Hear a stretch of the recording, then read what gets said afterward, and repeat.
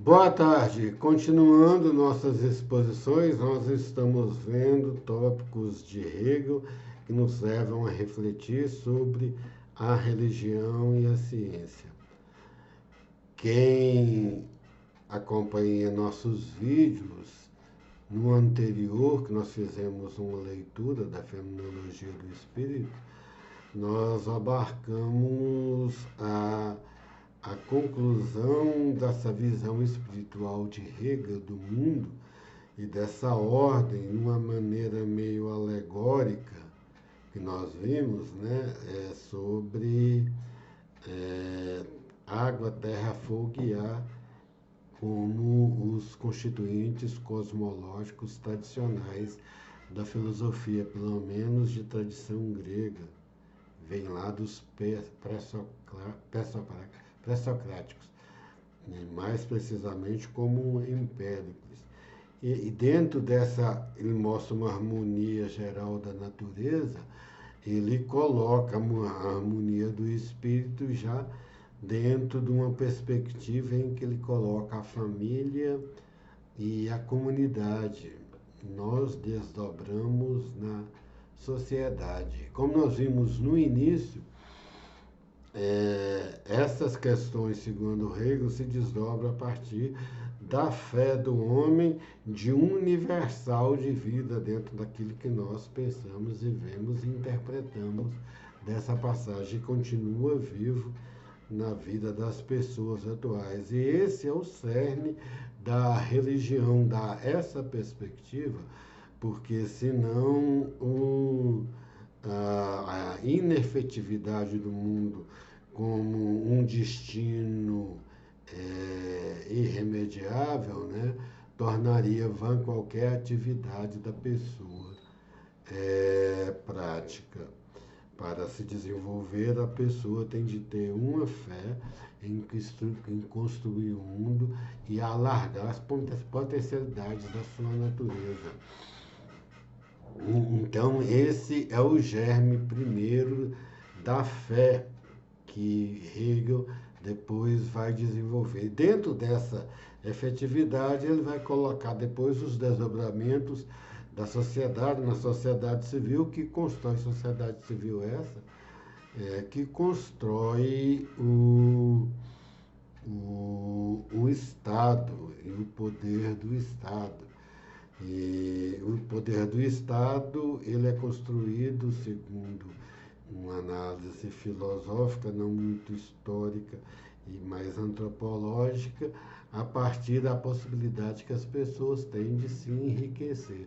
A riqueza nesse sentido, mas a riqueza também se torna algo material, né?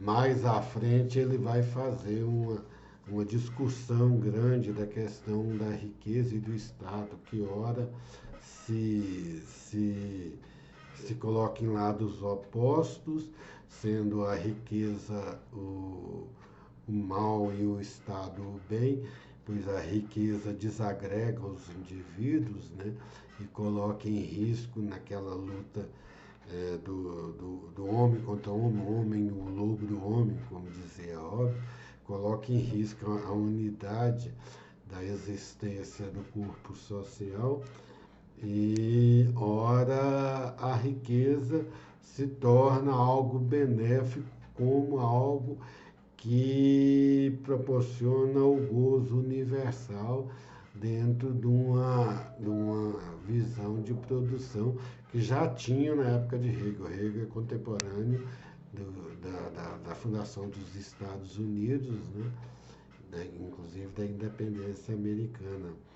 E Estados Unidos com essa visão de um país onde todas as pessoas têm chance de serem ricas, né? Isso vem desde aquela época, Hegel é contemporâneo. Aí está essa visão da riqueza. Ele faz totalmente um jogo dialético, onde de um lado fica o Estado, o outro poder da riqueza, né? E a dialética de Hegel, simplificando, tem um outro lado, e ele vai fazendo muito depois nesse texto essa contraposição dentro daquele esquema, né? Uma afirmação, uma negação, uma síntese, que é a negação da negação, né? E o esquema discursivo dele se desenrola nesse sentido. E essa síntese é uma suprassunção, um termo que nós achamos interessante, que ele não fala simples, ele fala uma suprassunção vem de suprassumo, ele tira coisas dos dois estágios da contradição e as eleva para um nível superior, né, dentro da sua perspectiva filosófica. E essa elevação para o superior só se justifica dentro de algo maior, né, que ele vai colocar como sujeito absoluto. E a proposta dele é que o objetivo, a substância, se transforme em sujeito. E no final, dentro de algo bem teológico, ele é cristão, se declara, e vem de formação, estudou em seminários protestantes na Alemanha, né, a visão da parousia, né? A parousia cristã, judaico-cristã de Deus, né? Um em todos, como está lá no Apocalipse. Aí que vai ver essa função da fé e da inteligência, que nós veremos depois, com um fator primário, básico, inicial. Historicamente, ele vai verificar, Hegel faz sempre essa história meio alegórica, como a fenomenologia é assim, né, o transcorrer da manifestação do espírito enquanto um ser objetivo e enquanto algo também que impulsiona a formação da consciência humana e seu autoconhecimento, nos termos que muitas pessoas assim interpretam, e realmente dá para se ver dentro do encadeamento das várias chamadas por alguns figuras da fenomenologia, né, que vão se incorporando às várias contradições da vida, né, dentro desse processo epifânico e, vamos dizer assim, apocalíptico, né? Não, tem uma parte do Apocalipse, vamos falar Apocalipse, quando vai ter a destruição, a transformação, mas aqui é Apocalipse naquela visão lá, do capítulo 21 do Apocalipse de São João, que ele fala que Deus será um em todos, né? Mais ou menos nesse sentido. Então, é dentro dessa perspectiva que vai se englobar para nós a visão de ciência, e onde ele vai incorporar a ciência e analisar como um iluminismo. Não é essa ciência que nós temos hoje, né? Ele fala de ciência sempre, mas a ciência que ele fala é algo em termos mais, vamos dizer assim, culturais e conceituais, né? A ciência é a capacidade do homem de sintetizar e fornecer conceitos sobre a natureza. Depois a ciência evoluiu muito no domínio, inclusive em virtude dessa visão da cultura, né? De um domínio da própria natureza, como nós vimos aqui. A visão inicial e individual dessa natureza indicada por Hegel é, primeiro, a natureza individual como os impulsos primários, vamos dizer assim, animalescos do homem. E a cultura surge desse domínio sobre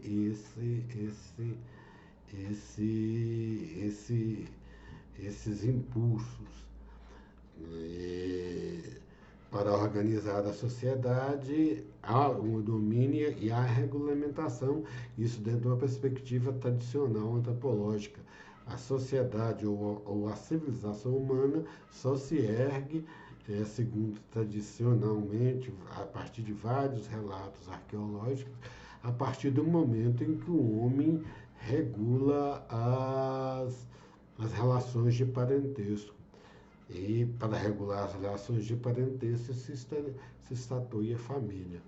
Então esse é o capítulo que nós vemos, e para estatuir isso, essa ligação, tem uma ligação muito de que religioso, em que no início, principalmente, o homem era algo bem patriarcal, o homem assume essa figura do sujeito principal, né? Tem uns escritos paralelos da fenomenologia, em que ele vai analisar, quando ele fala aqui da comunidade, ele vai fazer um paralelo, Hegel, da comunidade com a trindade católica cristã, né? Segundo algumas religiões, né?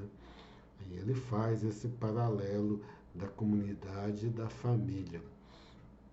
Um escrito que não tem direto na fenomenologia, mas é descoberto, não se sabe se algo dele, né, de realmente Hegel escreveu aquilo. Nós vamos ver essa leitura amanhã, mas aí continuando esse nosso lado da ciência e da religião, nesse ponto, como foi importante historicamente, segundo vários relatos, né, a religião em si, como fonte de organização, primeiro do núcleo familiar, e depois para a comunidade ou um espaço maior entre os seres individuais, né? E depois a sociedade civil, os empregos, as organizações do trabalho, fora a família e depois o Estado. O Estado é o último, né? Mas a base, o Estado, no início, era bem ligada à formação do Estado, a algo meio mítico-religioso, né? As sociedades antigas todas, o Estado tinha a sua parte dos sacerdotes, de algum organismo religioso que participava daquele poder como uma espécie de diálogo com a população e incentivando essa visão maior da realidade num cunho metafísico que é originário da maioria das grandes sociedades que vão se desenvolvendo.